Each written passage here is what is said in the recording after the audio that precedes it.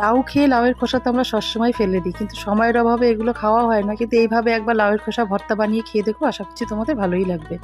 নমস্কার বন্ধুরা, দেবনাথ ফ্যামিলিতে তোমাদের আরেকবার স্বাগত জানিয়ে আবার রান্নার রেসিপি শুরু করছি। বানাবো চিংড়ি মাছ দিয়ে লাউয়ের খোসা ভর্তা। তা আমি যেভাবে বানাবো সেই রেসিপিটাই তোমাদের সাথে শেয়ার করবো। তো চলো তোমরা রেসিপিটা দেখতে থাকো, আর প্রথম থেকে শেষ পর্যন্ত ভিডিওটা দেখার অনুরোধ রইল।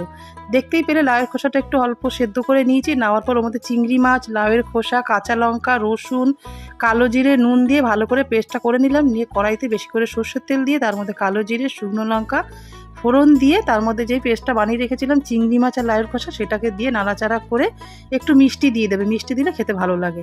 দেখো আমার লাউয়ের খোসা ভর্তা একদম রেডি হয়ে গেছে। আর ওপর থেকে একটা কাঁচা লঙ্কা দিয়ে দিলাম। দিয়ে আর 2 পিস চিংড়ি মাছ আমি রেখে দিয়েছিলাম সাজানোর জন্য, দেখতে ভালো লাগার জন্য। তাই দিয়ে চিংড়ি মাছটা ওপর থেকে দিয়ে দিলাম। রেসিপিটা তোমাদের কেমন লাগলো অবশ্যই কমেন্টে জানিও। আর ভালো লেগে থাকলে অবশ্যই লাইক, কমেন্ট, শেয়ার করতে